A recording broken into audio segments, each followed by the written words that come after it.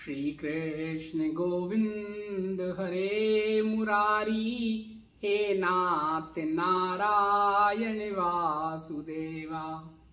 हे नाथ नारायण वासुदेवो, हे नाथ नारायण वासुदेवा, हे नाथ नारायण वासुदेवा। हरिओम प्रभु जी। प्रभु जी,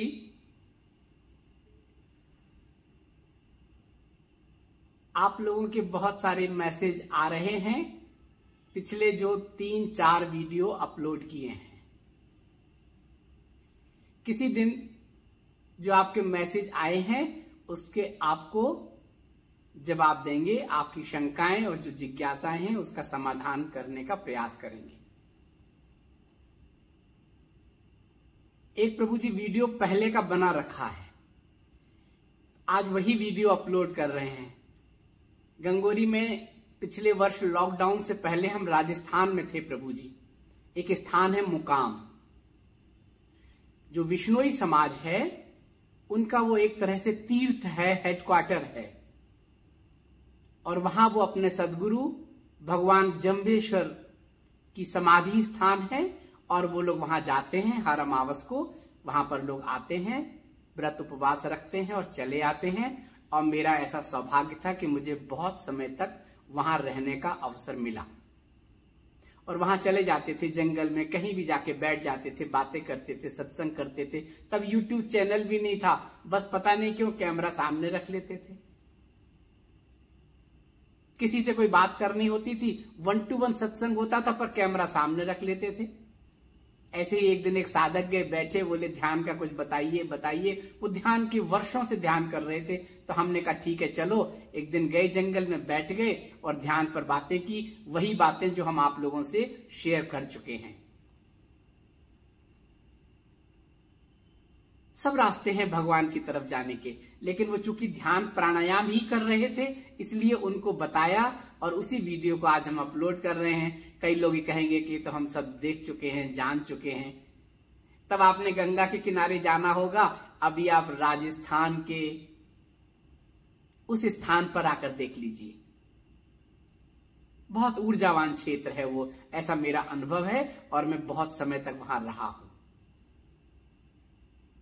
video रखा था तो मैंने सोचा इसमें थोड़ी सी भूमिका के साथ आपको पहुंचा दूं। कुछ लोग तो ऐसे हैं जो ध्यान की प्रक्रियाएं कर रहे हैं, कुछ लोग हैं जो बहुत अच्छी स्थिति पर पहुंच गए हैं, कुछ लोग हैं जो श्वास प्रश्वास में जिन्होंने अपने आप को लय कर लिया है, कुछ लोग हैं जिन्होंने अपने मन को प्राणों से लय कर लिया है। अपने अंदर बैठते हैं, अपने ध्यान में बैठते हैं और पूछते भी हैं बार बार।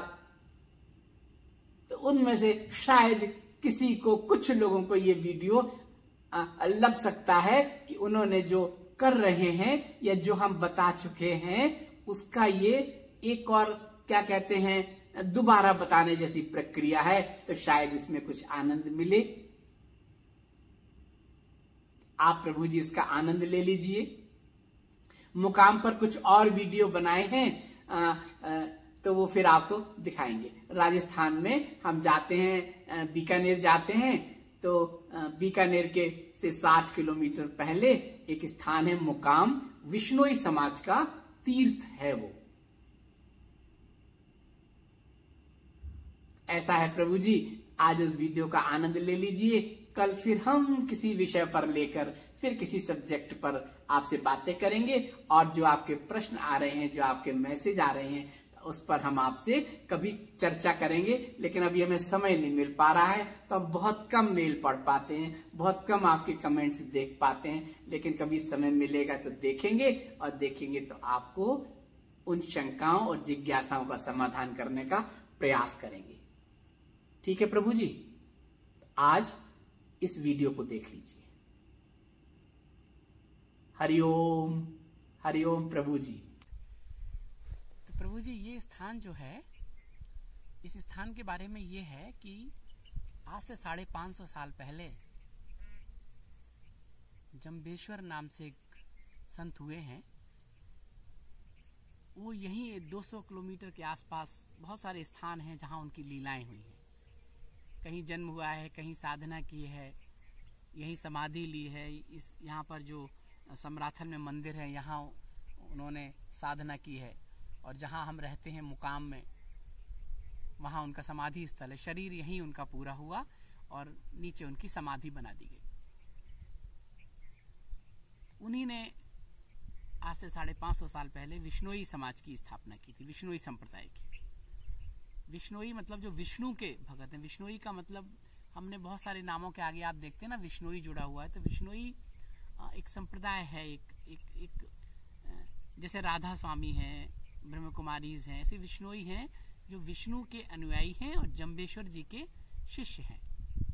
उनको अपना सदगुरु मानते हैं। और उन्होंने उस समय, वो 550 साल का मतलब है कि कबीर, सूर, तुलसी, मीरा, वो वाला समय, उस समय वो हुआ। तो उन्होंने भी बहुत अच्छे शब्द लिखे, शब्द कहते हैं उसे, कविताओं की तरह यहाँ की भाषा में। और अगर देखे जाए तो उनका एक एक शब्द गागर में सागर, वेद, पुराण, उपनिषद में जो भी है सब कुछ उनके शब्द में कहीं ना कहीं है।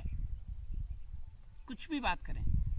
आज सुबह जब मैं ध्यान कर रहा था तो ऐसे ही ध्यान हो रहा था कुंडलिनी के बारे में, कि हमारी जो यात्रा है मूलाधार से सहस्त्रार तक की यात्रा है, तो पता चला कि उसमें भी एक शब्द है। उसमें उन्होंने बताया है इन 9 द्वारों के बारे में, 5 तत्वों के बारे में, कुंडली के बारे में, सहस्त्रार के बारे में, औरा के बारे में। ईश्वर हमारे अंदर, सब कुछ उसके अंदर समाहित है। आप किसी भी विषय पर बात करें, आपको उसमें कोई ना कोई शब्द मिल जाएगा। और यहाँ वो आए होंगे तो उनके साथ बहुत सारे संत होंगे। उनके शरीर छोड़ने के बाद बहुत सारे संत यहाँ हुए होंगे, उन्होंने साधना की है। जिस स्थान पर मैं बैठा हूँ, ये बहुत एनर्जेटिक पॉइंट है। फाउंटेन, एक फाउंटेन यहां से भी निकला है, ये आसपास 50 मीटर की दूरी से कहीं से, ऐसा मुझे आभास होता है। बैठते ही आप लय हो जाते हैं। तो इस स्थान पे जहां संत साधना करते हैं, समाधि करते हैं, तो ध्यान में उनकी जो ऊर्जा का जो विकिरण होता है सहस्त्रार से, वो फाउंटेन की तरह चारों तरफ बिखरता है और ऊर्जा पृथ्वी में समाहित हो जाती है। और फिर वो ऊर्जा नीचे जाके पृथ्वी से तल तक पहुंचने के बाद जब वापस आती है, तो वो मल्टीप्लाई होके फिर उस पूरे स्थान को चारों तरफ से ऊर्ध्व गति में ऊर्जा जब जाती है तो ऊर्जावान हो जाता पूरा क्षेत्र। यहां से 200 किलोमीटर के आसपास अगर आप देखेंगे तो बहुत एनर्जी होगी। एनर्जी वाले स्थान पे सब लोग तो नहीं आ सकते हैं। आते भी हैं तो उनके भाव नहीं बनते होंगे। कोई साधक ऐसा आता होगा जो यहाँ पे आके जिसकी प्यास होती होगी कि मैं इस ऊर्जा से अपने आप को आत्मसात कर लूं, ऊर्जा को आत्मसात कर लूं। ऐसे बहुत कम लोग होंगे। इस पूरे मुकाम में अगर हम देखें तो अभी मैं जहाँ रहता हूँ वहाँ केवल 2 लोग रहते हैं। एक केयर टेकर है, वो अपना कार्य करता है। मंदिर में एक पुजारी है। यहाँ पर एक आश्रम है, वहाँ कुछ 1-2 संत रहते हैं। अमावस को लोग आते हैं। आधे लोग तो इसलिए आते हैं कि मेरे गुरु का स्थान है, मुझे जाना है, फॉर्मेलिटी पूरी करके आ जाते हैं। कुछ जो साधक होते हैं जिनका भाव थोड़ा दृढ़ होता है, वो आते हैं, आके यहाँ पे व्रत रखते हैं। अमावस लगते ही यहाँ से खान पान बंद कर देते हैं और जब अमावस खत्म हो जाती है उसके बाद यहाँ पे हवन करते हैं दूसरे दिन और भोजन प्रसाद लेके चले जाते हैं। कुछ साधक ऐसे होते हैं जो लगता है जिन्हें कि यहाँ की एनर्जी में कुछ है, वो यहाँ आके उसी भाव से बैठते हैं। ये देश भर के तीर्थ के लिए यही बात है, पूरे देश के तीर्थ स्थान के लिए यही बात है। नहीं तो घर ही आपका तीर्थ है, गांव ही आपका तीर्थ है, जहां बैठ जाएं वही आपका तीर्थ है। जरूरी है अपने आप को उससे लय कर लेना। उसका साधन क्या है? अपनी श्वास के साथ अपने को लय कर लेना। मन और बुद्धि जब इस प्राण के साथ लय हो जाती है, एकाकार हो जाती है, तब वो रास्ता खुलता है कि मैं कौन हूं। तब ये शरीर मैं नहीं हूं, आत्मा भी मैं नहीं हूं। आत्मा तो इस शरीर का संचालन कर रही है ना, रे ऑफ एनर्जी है वो, लेकिन मैं यहाँ पर आया हूँ, मुझे कौन लाया है, ये वो तत्व है जिसको हमें जानना है मैं कौन हूँ।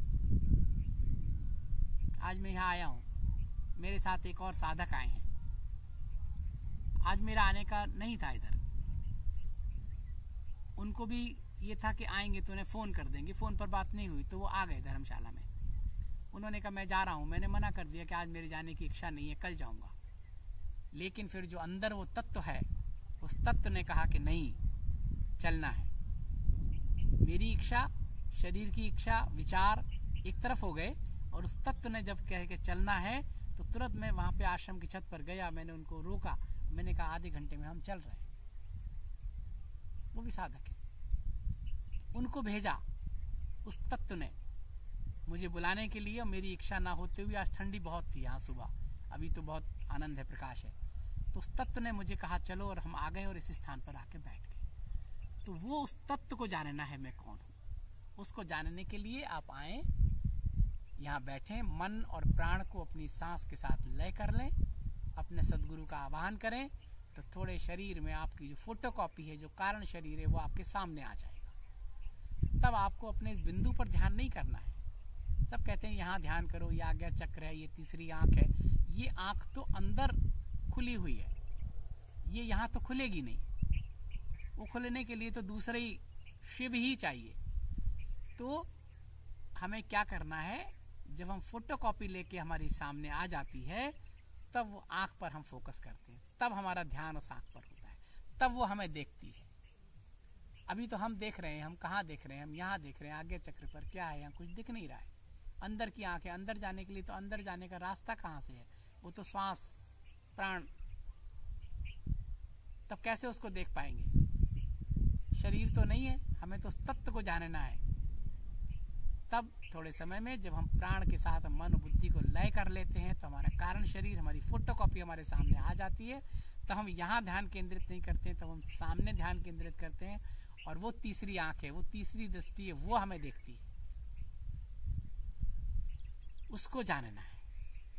तब हम मन और प्राण को लय करते हुए, और शैलेंद्र यहाँ विराजित हैं, लेकिन मैं फोकस कर रहा हूं मेरे सामने जो एक और आकृति है, जो फोटोकॉपी है, उसकी भ्रकुटी के मध्य में जो आंख है, मैं वहां पर अब फोकस कर रहा हूं। अब मैं वहां से अंदर जा सकूंगा। कहीं से अंदर जाने के लिए सामने रास्ता चाहिए ना, वापस तो अपने अंदर नहीं आ सकते ना। अब मेरे सामने जो कारण शरीर है, जो मेरी फोटोकॉपी है, उसके तीसरे नेत्र की तरफ जब हम ध्यान करेंगे, मन और प्राण को लय कर लें, तो जब मन और प्राण लय हो जाएगा और आप उस भ्रकुटी के मध्य में अपने आप को केंद्रित कर लेंगे, तब आप अपने अंदर जाने की प्रक्रिया आपकी शुरू होगी। वो ध्यान है। लेकिन ये भी ध्यान का वार्म अप प्रक्रिया है। ध्यान में कुछ करना नहीं होता है। ध्यान की जो आखिरी अवस्था है, समाधि से पहले की अवस्था है, उसमें कुछ करना ही नहीं होता है। मैं गुफाओं में संत से पूछता था, आप क्या करते हो? बोले मैं कुछ नहीं करता हूं। आप ध्यान के लिए आए? नहीं, मैं कुछ करता ही नहीं हूं। उन्होंने मन और प्राण को लय कर लिया है ईश्वर के साथ। मैं कौन हूं उन्होंने जान लिया है। अब उन्हें कुछ करने की जरूरत ही नहीं है। खाना खा लें, गंगा जी में स्नान कर लें, ना खा लें, कोई आ गया बातें कर लें, बैठ लें, लेट जाएं, सो जाएं, कुछ भी करने की जरूरत नहीं है। कुछ न करना ही ध्यान है। हम लोग जो ध्यान की विधियां सीखते हैं, तरीके सीखते हैं, दरअसल ज्यादातर प्राणायाम और ध्यान ये सब हमारी व्यायाम है, एक तरह से शरीर के लिए है, आंतरिक यात्रा के लिए नहीं है। वो तो सब सूक्ष्म है। सूक्ष्म के लिए तो क्या है? वही प्राण वायु के साथ गहरी श्वास के साथ बैठ जाइए, यहां ध्यान केंद्रित कर लीजिए। यहां इसलिए कि आप शैलेंद्र हैं, आप जो भी हैं, आप यहां आ जाइए, कॉन्शियस रहें, जागरूक रहना है। ध्यान में जागरूक रहने की बहुत जरूरत है, नहीं तो आप बैठ जाएं, आप ध्यान करो, आपको लो मैंने बैठ गए, आसन लगा लिया कोई भी, और थोड़ी देर में पता चला कि आप खो गए। मैंने बहुत लोगों को सुना है, ना मुझे शरीर का ध्यान रहता है, ना बाहर का ध्यान रहता है, पता चला कि वो सो जाते हैं। ध्यान में कॉन्शियस रहना है। श्वास पर ध्यान रहना कि श्वास कैसे जा रहा है, कैसे आ रहा है। कॉन्शियस रहने के लिए जब हम ध्यान में बैठते हैं तो अपनी जीभ को तालू से लगा देते हैं, दांतों के तोड़ते। तालू पीछे नहीं मोड़ते नहीं है, बस ऊपर ये दांतों का जो ऊपर है ना, वहां लगा दिया। कॉन्शियस है, हम देख रहे हैं कि सांस जा रहा है, आ रहा है। मन को काम दे दो कि मन से कहो चलो ये श्वास को ले जाओ, लेके आओ बाहर, फिर ले जाओ, फिर रुको, फिर धीरे धीरे वापस लाओ, फिर रुको, फिर अंदर जाओ, बिना किसी शरीर को अतिरिक्त वो दिए। मन का काम हो गया श्वास को यहां तक ले जाना, धीरे धीरे वापस लाना। जीभ तालू में लगी है, आप कॉन्शियस है, नींद नहीं आएगी। और आप यहां से देख रहे हैं, आप दृष्टा साक्षी बने हैं। अब अगर मन बीच में कहीं भागता है तो मन के साथ जाओ और कहो चलो तुम्हें काम दिया है, ड्यूटी करो अपनी, आके वापस आ जाए। अब मन हमारे कार्य क्षेत्र में जा रहा है, हमारे घर में जा रहा है, हमारे गांव में जा रहा है, बच्चों के पास जा रहा है, ठाकुर जी के पास जा रहा है, जाओ उसके साथ। शरीर को तो साध लिया ना, जाओ। मन तो भागने, मन का काम ही है। फिर मन से कहो चलो वापस आ जाओ, आ जाएगा। फिर उससे कहो श्वास पर ध्यान केंद्रित करो। तो जब मन को लगेगा कि मालिक यहीं बैठा हुआ है तो वो थोड़ी देर बाद लय हो जाएगा। नौकर है, अगर मालिक होता है तो वो बहुत तरीके से काम करता है, जो उसे काम दिया जाए। और मालिक कहे हम ठीक है शाम को आएंगे, तो वो लिबर्टी ले लेता है, ग्रांटेड। ये संसार में होता है। यहाँ भी वही स्थिति है कि मन कहता है सब कुछ अभी ठीक हुआ, मैं चला, तो उससे क्यों वापस आ जाओ, अभी तो ड्यूटी है ना। श्वास को ले जाना, ले आना, ले जाना, फिर ले आना। ये वार्म अप प्रक्रिया है। आप कॉन्शियस रहेंगे, धीरे धीरे अभ्यास हो जाएगा ये। फिर थोड़े समय जब आप बैठेंगे ध्यान करते समय, अब आपको कहना नहीं पड़ेगा मन को, अब आप दृष्टा भाव से, साक्षी भाव से देख रहे हो, सांस जा रहा है, आ रहा है, यहाँ फोकस है। आप जीभ तालू से लगी हुई है। थोड़ी देर में आप देखेंगे कि एक फोटोकॉपी आपके सामने आ गई। अब कल्पना कीजिए कि आप खुद अपने सामने बैठे हैं और आपकी भ्रकुटी के मध्य में जो शिव की त्रिनेत्र है, तीसरी आंख है, आप वहां पर अब फोकस कर रहे हैं। आप देखेंगे वहां पर तरह तरह की आकृति बन रही हैं, पीली, फिर लाल, फिर काली। अभी करें, इसी समय करें, देखें। आप बैठें, अपने भ्रकुटी के मध्य में केंद्रित करें, जीभ को तालू से लगा लें, गहरी सांस धीरे धीरे लेना, बाहर छोड़ना। और अब कल्पना कीजिए कि आप बिल्कुल सामने आ गए हैं। अब आपका माथा आपके सामने है, वो शैलेंद्र जो तत्व जो यहाँ लेके आया है आपको, वो आपके सामने आ गया है। अब उस ध्यान केंद्रित करें।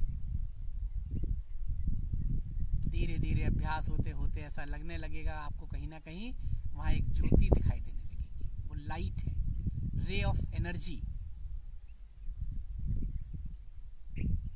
आकृतियां बनेंगी, बिगड़ेंगी, थोड़ी देर आप रे ऑफ एनर्जी। अब आप रे ऑफ एनर्जी पर फोकस कर लीजिए तो वो ज्योति स्वरूप हो जाएगी, बढ़ेगी। श्वेत है, पीत है, पीले रंग का है, लाल रंग हो रहा है। अब हमें पूरा अपना सामने ध्यान कर रहे हैं। अब मैं सामने उस आंख पर फोकस कर रहा हूं जो मेरे शरीर को देख रहा है। बस खो जाइए इसी में। जीभ को तालू से लगे रहने दीजिए, गहरी सांस लेने दीजिए, और अब कुछ करने की जरूरत नहीं है। अब ध्यान की पहली अवस्था शुरू हुई जब आपको कुछ नहीं करना है। अब मन को भी नहीं कहीं जाना है, मन तो लय हो गया ना आपका।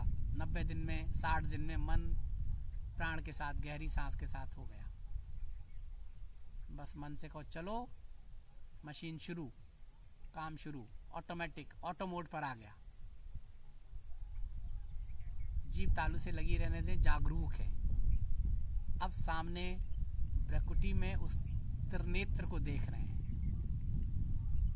बस अब हमें एक पॉइंट मिल गया है, अब हम उस पॉइंट पे फोकस कर रहे हैं, हम कुछ कर ही नहीं रहे। हाथ छूट गया छूट जाए, शरीर जैसा हो जाए हो जाए, शिथिल हो जाए शिथिल हो जाए, लेकिन जो भी हो रहा है अब हम केवल साक्षी बने हुए हैं, कुछ कर नहीं रहे। हम उस ज्योति का आनंद ले रहे हैं, कभी उसका विस्तार हो रहा है कभी नहीं हो रहा है। बस उसी में लय हो जाना है और कॉन्शियस रहना है, जीव को नहीं हटाना है तालू से। और ये आभास भी रहे कि आप उस त्रिनेत्र, उस तीसरी आंख से जुड़े हुए हैं। बस अब कुछ नहीं कर रहे हैं। ये समाधि की अवस्था है, जागरूक रह के गहरी श्वास के साथ उस बिंदु को देखना। वो शिव तत्व बिंदु है, क्या है उसका परब्रह्म परमात्मा वही है। वही हमें यहां से उस परम तत्व की, परम सत्ता की यात्रा कराएगा, ले जाएगा। जाइए उसके साथ। इस पृथ्वी के ऊपर जो 7 तल हैं, 7वां तल जो है वो निराकार है, रोशनी है। वहां केवल प्रकाश है और इंद्रधनुषी प्रकाश है। जैसे आप इंद्रधनुष में देखते हैं 7 कलर, 7 रंग की लेयर्स देखते हैं। रेड से शुरू होके और बैगनी तक, वायलेट,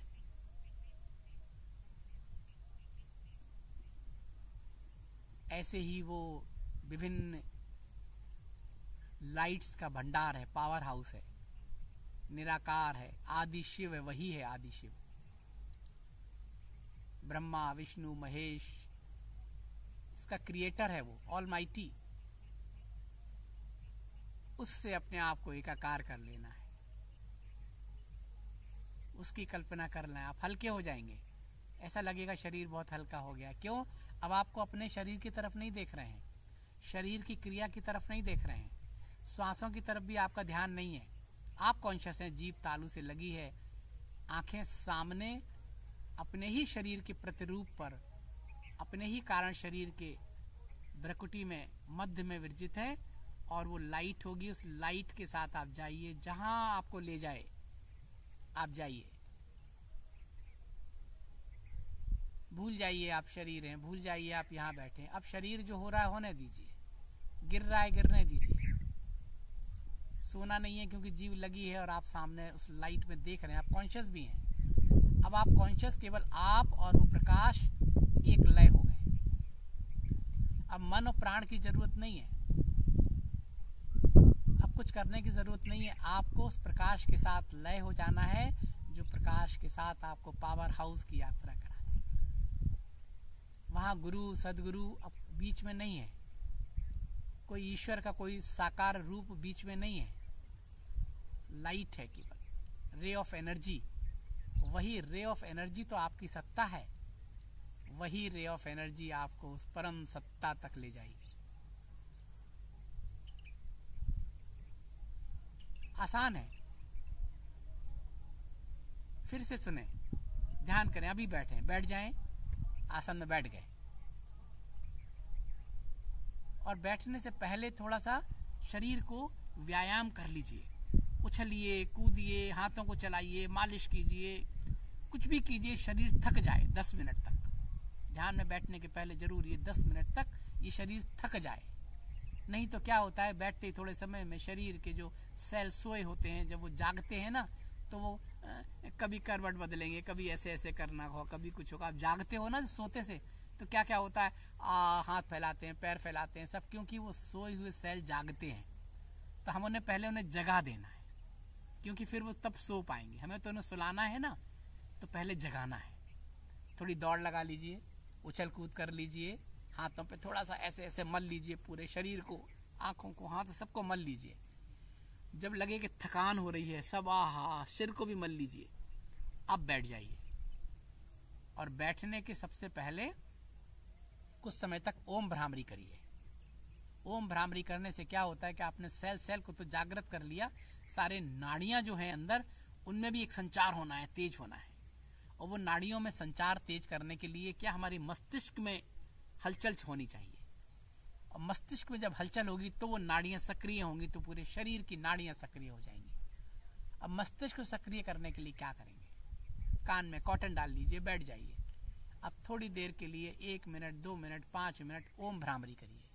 ओम भ्रामरी क्या है, गहरी सांस लीजिए। ओम शब्द का उत्पत्ति हमारे विशुद्ध कंठ से हुई है, गले से हुई है। ये आज्ञा चक्र है। ओम,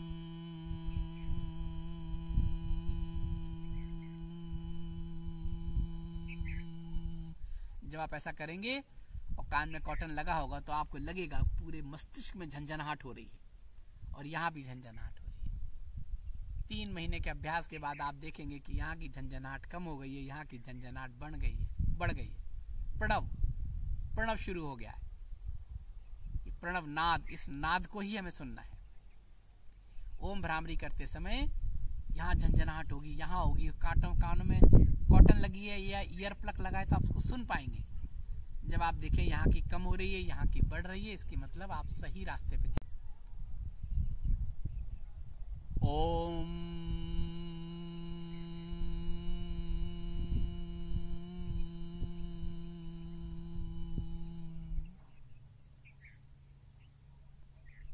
ओम,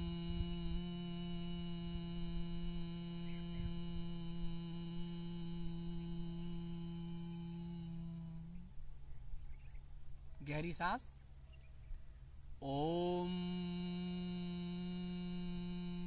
ओ को बहुत खींचना नहीं है, ओम को बस बोलना ओम। ओम मतलब ऑलमाइटी, हम उसका आवाहन कर रहे हैं, उस परम तत्व का, परम सत्ता का, परम पिता परमात्मा का आवाहन कर रहे हैं। किसी को बुलाते हैं ना तो आवाज देते हैं ना, शैलेंद्र सुनना, ऐसे कहना पड़ता है ना। उस साउंड में हम उस परम पिता परमात्मा का आवाहन कर रहे हैं। ओम, झंझनाहट होगी, पूरे शरीर की नाड़ियां सक्रिय हो जाएंगी। 5 मिनट बाद बैठ जाएंगे।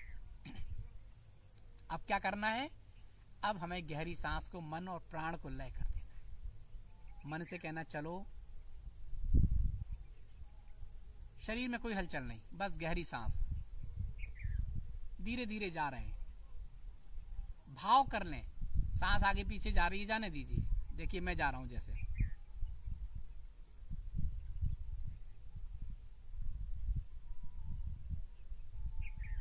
रुकिए, कुंभक,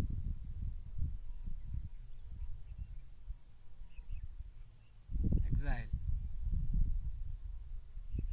रुकिए, इनहेल,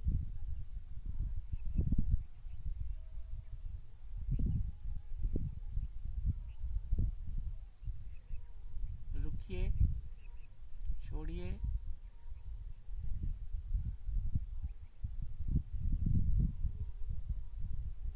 ये करना है, इसका अभ्यास करना है। देखिए मेरे चारों तरफ वो गाय, नील गाय दौड़ रही है, कहीं कोई देख लिया होगा किसी को तो वो जंगल में जा रही, भाग रही। तो ये करना है प्रभु जी, मन और प्राण लय करें। जब मन को लय कर लेंगे ना तो मन भागेगा नहीं, और भागे ब्रेक कर दो, जाओ उसके साथ। मन के साथ बुद्धि होती है, तो जैसे ही मन भागेगा तो उसके साथ बुद्धि जाएगी। तो हमें क्या करना, उसको रोकना है। बुद्धि के साथ जाइए, फिर वापस आ जाइए। आपको भी प्रभु जी इसका अभ्यास करना चाहिए था, जो लगातार बोल रहा था। तो अब मन और प्राण लय हो गया। इसके बाद अब अपनी फोटोकॉपी को अपने सामने देखिए कि मैं शरीर नहीं हूं, आत्मा भी नहीं हूं, क्योंकि मैं उसे जानता नहीं, सूक्ष्म है। एक कारण शरीर मेरे सामने, अपने सामने ले आइए। ऐसा लगे कि जैसे शीशा आपके सामने आ गया। अब आप वहां भ्रकुटी पर अपने आप को केंद्रित कर लें। वहां दोनों भौं के मध्य में अपने आप को केंद्रित कर लें। देखिए क्या आकृति बन रही है। जीभ तालू से लगी है, आंखें बहुत मिची भी नहीं है, खुली भी नहीं है। इतनी आंखें हैं कि हमें आभास हो रहा है कि ये मेरी नासिका का अग्रभाग है। इतना आभास होना चाहिए, ऐसे आंखें होनी चाहिए। तो आप कॉन्शियस रहेंगे। जागरूक रहने के लिए न बहुत सोना है न जागना है, बीच की स्थिति के लिए आंखें इतनी खुली रहें कि हमें नासिका का अग्रभाग का आभास रहे कि यहाँ पर एक टो है। जीभ लगी है दांतों के ऊपर। अब हम सामने देख रहे हैं अपनी फोटोकॉपी में भ्रुकुटी के मध्य में।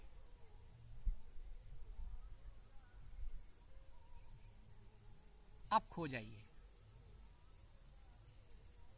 अब सब भूल जाइए, अब कुछ नहीं करना है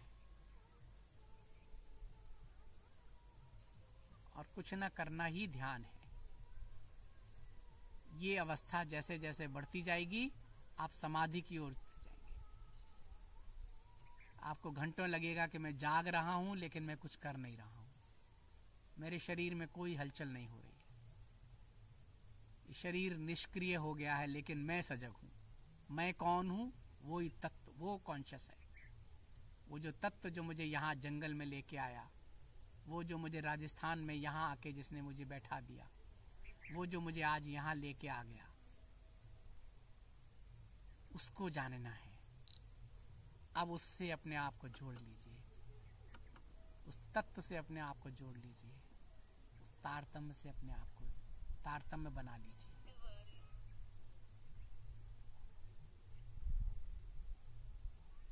अब जब आप बैठेंगे ध्यान में तो ये समाधि वाली स्थिति है। कभी वो ज्योति दिखेगी, कभी कम होगी, कभी ज्यादा होगी, कभी पीले रंग की, कभी लाल रंग की, कभी गहराई लिए हुए। बस उसी को विस्तार दीजिए, विस्तार देना है। एक पॉइंट को पकड़ लेना, विस्तार देना है। बस जाइए उसके साथ, जहां जा रहे हैं वहां जाइए।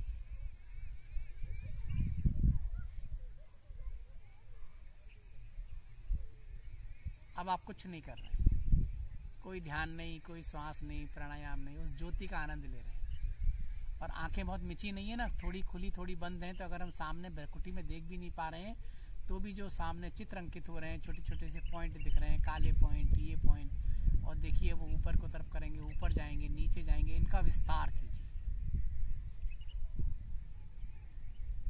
काला पॉइंट दिखने लगा, देखिए काले को विस्तार कीजिए, खत्म हो गया, पीला हो गया, लालिमा आ गई। और ये लालिमा ही तो वो ऊर्जा है, वहीं से तो सब है, ऊर्जा ही तो है, अग्नि तो है ही सब में। अब आप चले गए, अब आप सागर है तो वो भी अग्नि है, पहाड़ है तो वो भी अग्नि है, वृक्ष है वो भी अग्नि है, सभी तो एनर्जी है। आप जो जल देखते हैं सागर में, जल में क्या है? जल में तो अग्नि है ना, जल से ही तो देखिए लाइट बनती है, बिजली बनती है ना, जल से ही तो बनती है। तो जल में अग्नि तत्व बाहर आ जाता है तो बिजली हो जाती है। पेड़ में भी अग्नि होती है, दो पेड़ को देखो, पेड़ से घिसते हैं और घिस के अग्नि प्रवाहित कर देते हैं, अग्नि तत्व वहां से बाहर आ जाता है। हिमालय में अग्नि है, दो पत्थर को आपस में रगड़ेंगे तो चिंगारी आएगी, पत्थर को रगड़ने से भी वहां का अग्नि तत्व बाहर आ जाएगा। सब अग्नि स्वरूप है। और उसका पावर हाउस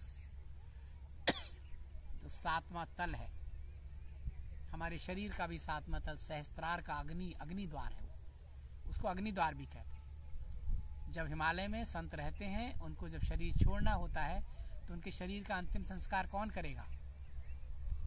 तो वो अपने उसी द्वार को खोल लेते हैं। वहां तो अग्नि है, योगाग्नि उत्पन्न कर देते हैं और उस योगाग्नि से उनका शरीर भस्म हो जाता है।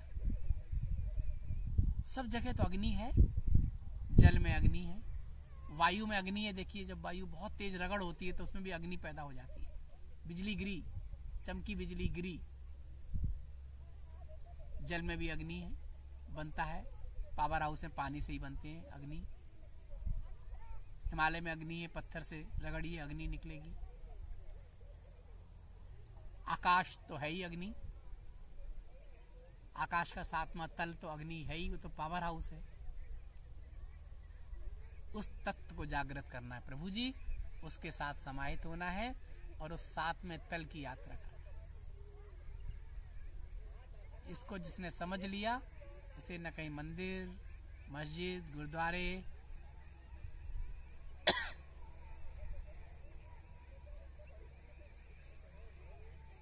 कहीं जाने की जरूरत नहीं।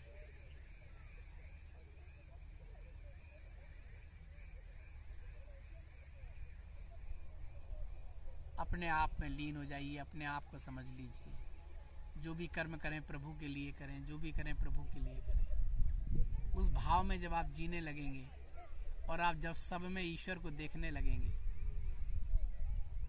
तो वो तत्व जागृत हो जाएगा। तब आपको कहीं जाने की जरूरत नहीं है। अब आप अपने आप में अवस्थित हो जाएंगे, अपने आप में स्थित हो जाएंगे। कितनी सरल विधि है प्रभु जी, कुछ करना ही नहीं है।